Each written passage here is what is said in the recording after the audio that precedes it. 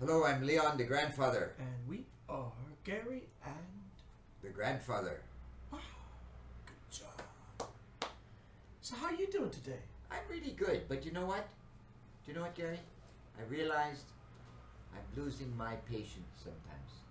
No. Yeah, sometimes I lose my patience. With me? No, not with you. I thought we just started No, I can tolerate. getting on together. No, Right. I can tolerate you. I mean, I can tolerate you. But realistically, having patience is a skill, I think. And I think it's something, I tease you about losing my patience, of course, because I'm pretty good with my patience now. I used to have a short fuse, short temper, but I'm actually pretty good because I just let it go, you know? I let it go. The other morning, I tell you this funny story. The other morning, I'm late. I got to be at school at 8 o'clock, so you got to get up at, you got to get up at 4 in the morning, it feels like, early. Yeah. Got to get up. I finally get organized. I the shower thing and the plants and the yoga and you know how it goes. The clothes are in. You look decent. And I for whatever reason I leave my coffee on the counter and I set my notebook down, which I never do. And I just reach through the coffee to grab my notebook and I bump the coffee, which is empty, of course. Nope, it's more than half full. And there is coffee all over my notes, right? And it's not just like a little bit of coffee. Now it's kind of with the towel and the coffee and the towel on the counter has got to be, you know how it goes. Coffee on the floor and the rug and the whole thing.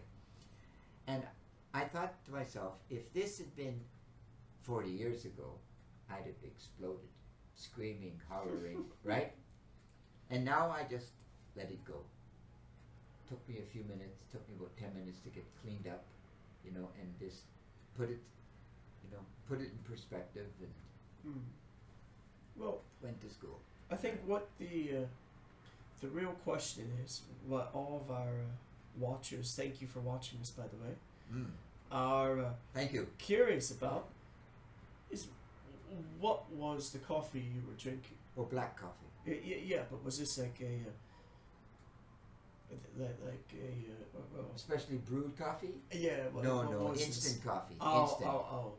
Okay. See, I wouldn't be mad about that either. Yeah, instant coffee. Like I'll tell you what always happens. So if I'm at home, and if I decide for some reason to have a coffee. Well, I was gonna say to have a beer. Right. Okay. If I'm gonna splurge for something really good, like one of the... I don't drink beer. Well, if I'm going to splurge for something like a fine craft beer, one of the expensive ones. Moral guy.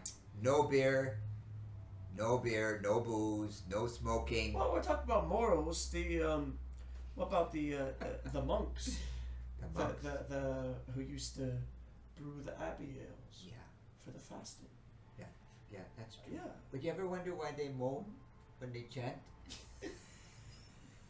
You're talking about morals, and you're making jokes. You're making jokes about the monks. I'd be drinking beer too. Give me two. I'll moan. You're making jokes. You're making jokes. Give me a joke. You're talking about morals. You look at this guy. Look at him. I'm about ready to lose my patience.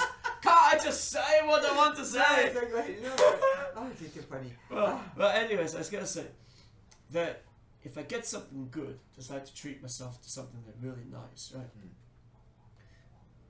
And I'll drink it in a glass. So I'll pour it out into the glass, have it sitting there. Yeah. But that'll be the time that my cat, he'll start doing what I call like, he does like parkour. Yeah. In my house. Okay. So he'll be like running around and jumping. He'll always jump and land like right where the glass is. And the first time the glass is on the table, wobble, wobble, wobble. The second time he'll come back for seconds. The glass is spilled, and there's your beer. There's my fine beer. Wow. And you don't have the second one. Well, no, because it's expensive.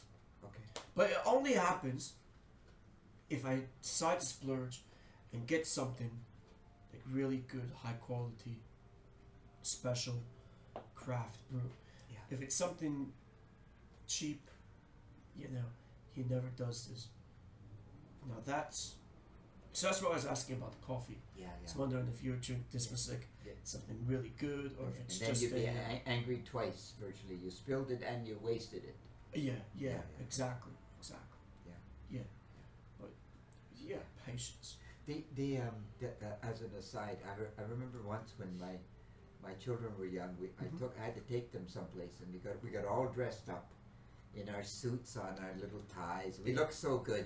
And but kids, two things kids have to do. One is they have to go to the bathroom, always. And the second thing, they gotta eat, right? They gotta eat. Okay, so what we're gonna eat? We gotta have a hamburger, of course, because it's the easiest. So we buy the hamburger, and what do we gotta put on the hamburger? Ketchup. But where does the ketchup go? Onto the soup. Onto the soup. Inevitably. One time, terrible story. One time with my baby brother, I have a brother that's 15 years younger. We're flying, so he's 3, I'm 18. We're flying, and he's got this ketchup on an airplane, and he can't get the ketchup open. Now give me that ketchup. So he gives me the ketchup. I open it, and I kid you not, Gary, the ketchup did this. And I'm watching it. And you know, women, they used to wear those hairdos, an extra hairdo like this. The ketchup goes, does a landing on Mars, right on top of the hairpiece. Yeah. And it's just a random woman. Yeah, just sitting in the seat in front of us. Oh no! Yeah, and I didn't know what to say. Should I jump up and say, "Excuse me, madame, I'm so sorry, but we've just ruined your hairpiece with ketchup," or do you say nothing? I will leave you to think about what I did. But it was a really horrible. But I've never seen. I actually watched it launch. The package flew off. Like the booster engine took off, and it just kept going.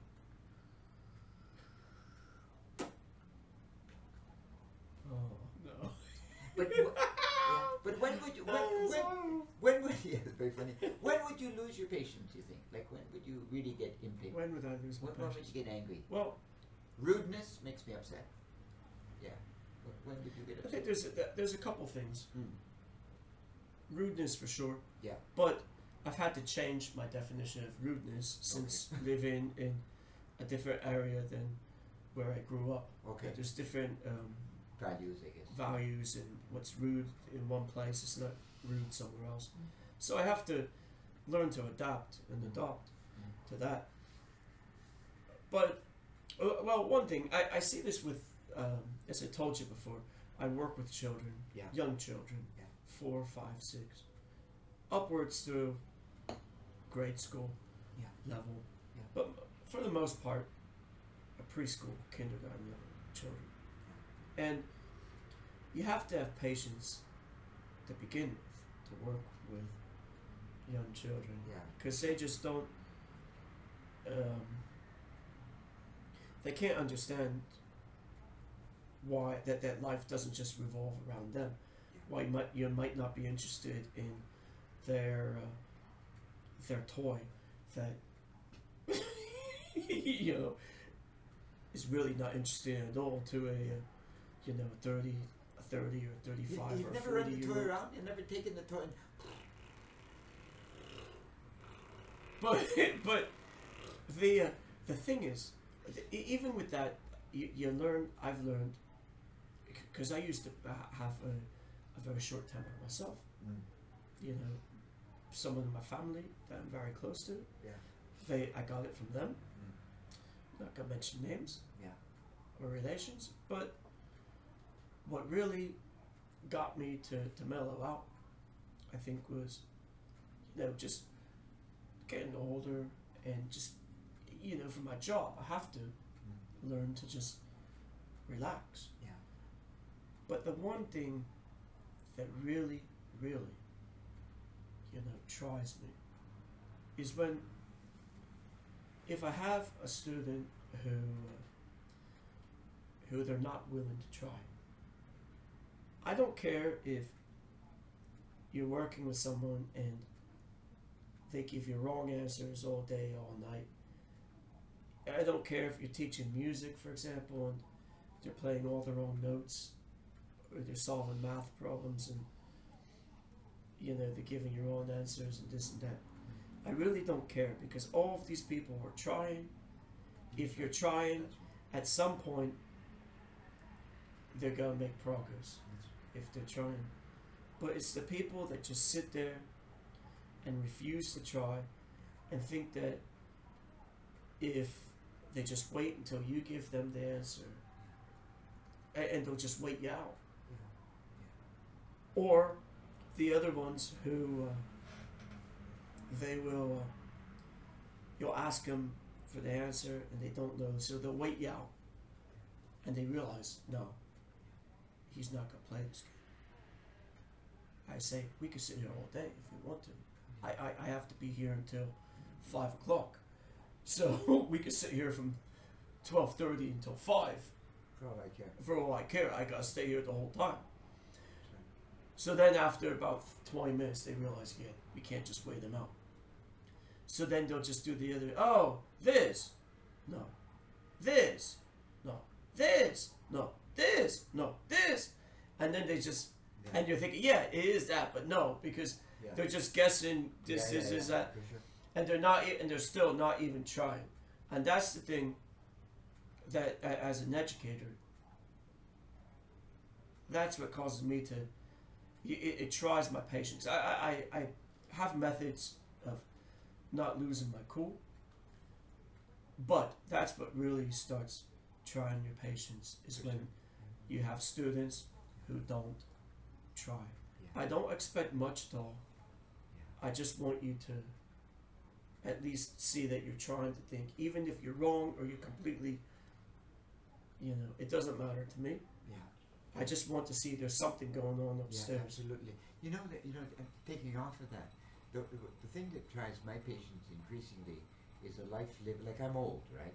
Mm-hmm. And you meet people that have lived a life with no risk. With no risk. And many of them are not happy. But but they have money, they have lots of money, but they're bitter. Bitter old men in particular. And they've lived a life without any adventure, any risk at all. I have no patience for this. You have one life, Gary. One life. Whatever your religious belief. I have my own, you have yours. But this reality is very important. Live it well. That's what God wants from us, right? Contribute. Don't just sit there and stamp, let's go home. That's why Kafka made fun in his writings about the bureaucrats. Right? And because made no sense. Absolutely. I think to a large extent we would go a lot further if we pushed ourselves. We'd have probably no war if people began to, this little bit of gray matter here, began to think, wait a moment, I don't want to kill you. Do you want to kill me? No. Oh. Well, does he want to kill me? No. Oh. So why do we have a war? If you don't want to kill me and I don't want to kill you. Well, just going off of that, this isn't really about patience, but this is more about something that annoys me, provokes me. Yeah. And I really feel provoked when I meet people who don't have hobbies. Yeah. I understand you get older, you have other responsibilities, you have a job, you have family, a wife or a husband, and you have children and pets, and you have parents to take care of, or depending on where you're living, maybe grandparents or relatives. I understand you have responsibilities when you get older, so you can't just say you're every whim, go down to the beach and go surfing or whatever. Yeah. But at the same time, Something. to not have a hobby at all. I've met so many people, young people, and they don't have hobbies. What do they have? Boredom? Cell phones? Yeah, basically just work and cell phones and just putzing around on their phone and Not living. and they don't have they don't have hobbies. I used to date a girl like that, Wow. a woman, Wow. and she really didn't have hobbies, Hmm. and it was just really frustrating because I just thought it doesn't matter what your hobby is, It could be a sport. It can be playing video games. It could be writing or reading or Something. studying languages or Something. it could even be smoking fine cigars or being a foodie or something. I don't know, but something that you really enjoy doing. It's bigger than you, as we say, right? Yeah, For sure. because it connects people, and yeah, that just it's frustrating to me. Well, recently I started going to a book study, Mm-hmm. on Sunday after church, and I really enjoy it, because it not that I know very much about these books, but it's just different, and it's taking me down another path, in a certain sense of the word, and I find it quite charming, that you can run intellectually down a path that you I haven't experienced for 50 years, not since I've been in university. Mm-hmm. Right, really. I mean, yes, I know these works, and yes, I've read them, but to reread them and then have somebody who thinks they know what they are interpret them for you, which is also a lot of fun, Mm-hmm. right? Because I also don't have the ego, if I could put it that way, that I had when I was 30 or 25. Right? I'm willing to say, okay, you're obviously smarter than me. You do the work. I'll just listen, right? Yeah. Because a lot of people like to have the ego right on their shoulder. They want to show you, right? I'm so smart. Right? You've never said that to me, how smart you are. I feel bad. Yeah. Well, that's something I learned long ago. That being involved in some things like music, for example, like a guitar, playing guitar, that there is for guitar players, there's a huge variety of levels. Yeah. Where there's people who are beginners but they're talented or motivated. Yeah. There's people who've been playing for 20 years who are mediocre at best. Yeah. There's people who are really good in technique wise, but in other ways they don't have any originality, so on and so forth. So I think stemming from that, where I don't think I'm a bad guitarist by any means, but I would never go to a crowd of people and say, oh yeah man, I'm good at playing guitar, because I can bet somebody in the crowd will show you. It's the same thing as Sure, of course. like speaking languages, where you can speak French fluently as a second language, and Somebody always. there's always somebody out there who's fluent. Yeah. more fluent than you are, whatever Absolutely. fluent is. Yeah. And that's another one of those fields, Yeah. I think just like instruments.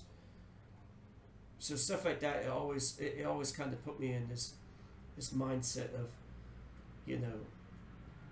don't think that you're the smartest one in the room, because for sure. you're probably not. No, for sure, absolutely. But I read an article once that I thought was very true, is that there will always be someone better looking than me. Shocking, sad, but true. There will always be someone smarter than me. Shocking again, sad, but true. But there will never be anyone who knows me like me. I think it's a very interesting statement, right? But, of course, you have to open the door to you if you're an idiot. I mean, you're an idiot. But if you're not, most people are not, and you spend some time in discovering the things you're talking about, your talents, your gifts, then I think it could be a very fulfilling life. Well, that that thing about the person better looking than you. What they always used to say, to get over your insecurities. If you walk into the room, a bar or a club or whatever, or even like a classroom in a university setting, you walk into the room and you look around and you find somebody who looks worse than you? that looks worse than you. And you stand beside them. And then if you want to take it further, you stand beside them. Or some people, they'll even invite them into their friend group and become friends with them, because suddenly, You're elevated. that they'll elevate you up, Wow. just like that. Yeah. Well, I was the ugly. I told you the story. I was the ugliest boy in my class Yeah, you told me. until I was 15, and that girl, you're so good looking. And I said, wow, I'm shocked because it's not true, but I realized it's all in the head. It's all in the mind. Yeah. You take a risk. So coming back to patience, I think how someone was telling me the other day, they were late, and they couldn't get the electronic lock opened for this locker, they were delayed half an hour, and they got so frustrated. What should they do? And then I've had that experience, and then ultimately I've broken the lock off. That's even better. I've broken the key rather off. You know, trying to, you know, that's a real showstopper, right? But what I've read is whenever that happens and you're just going to explode, look for a beauty moment. What is this? A beauty moment is in memory that you've had of something obviously beautiful, something positive, and you supplant that negative energy, if I can put it that way, with, you know, and you still have the crisis. Of course, you got to get the key fixed or whatever it is, but at least the image is more positive. Because, I mean, when I get upset, it's like you're running down a rabbit hole. It just keeps going, and just spirals out and control, it right? keeps accelerating down towards the bottom, and there seems to be no end. So to catch that and go, like my coffee, you know, I mean, like I've heard many people say, oh, I did the coffee, and then I did the car, and I was late, and I had problems, and this happened. I had an argument with my husband or my wife, and you know, just one more, and to stop that, you got to say, hey, this is just an event. It has no correlation, no relationship with the next event. The next event could be absolutely positive and great, right? I think the problem is when you get into one of those situations where you're spiraling down that path, that you then fail to see anything good going on around you. You focus, you hone in on the negative, and I think that's what causes the situation to just get worse and worse and worse. Well, if you have a relationship ongoing at that point, you always say something wrong, don't you? Well, absolutely. At least that's been my experience. Well, the thing about patience, just two things. If I start feeling frustrated, the one thing I always tell myself in the back of my mind is just say to myself the phrase, you know, puppies and flowers and butterflies, because, you know, who doesn't like, well, actually, as an aside, I saw a woman here once in the city with a fly swatter swatting at innocent butterflies in the middle of the day. Really? Yeah.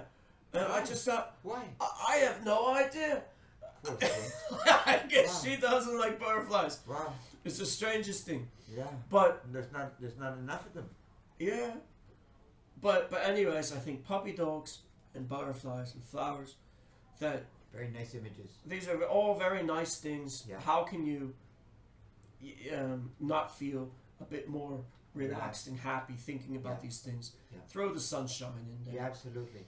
And then the other one, now I've seen studies about this, but apparently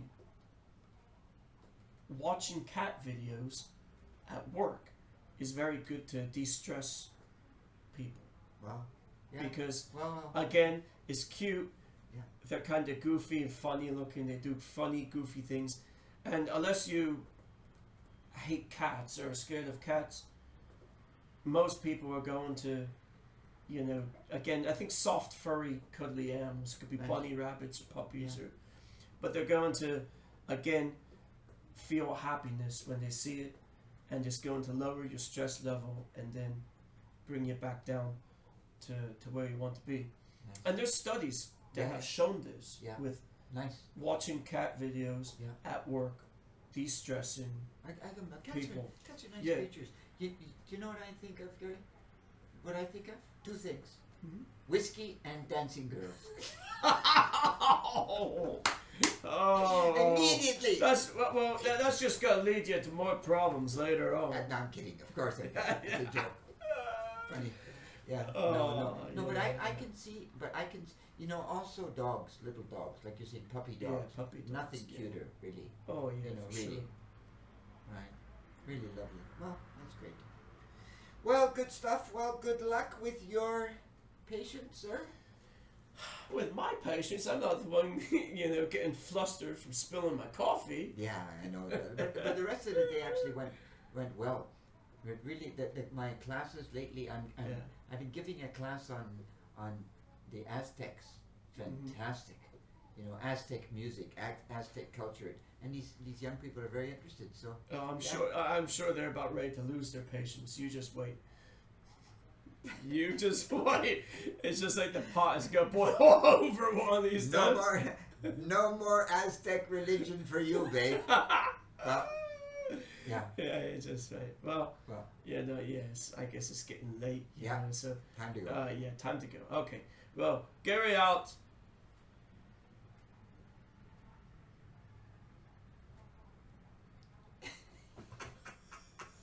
The grandfather out. He thought I forgot. You see. Yeah, I was just training my patience. I thought, you know. Trying to Calm down, bring it down. He kept bring his it down. patience. He kept his patience. Bye bye. It's a test. Bye bye.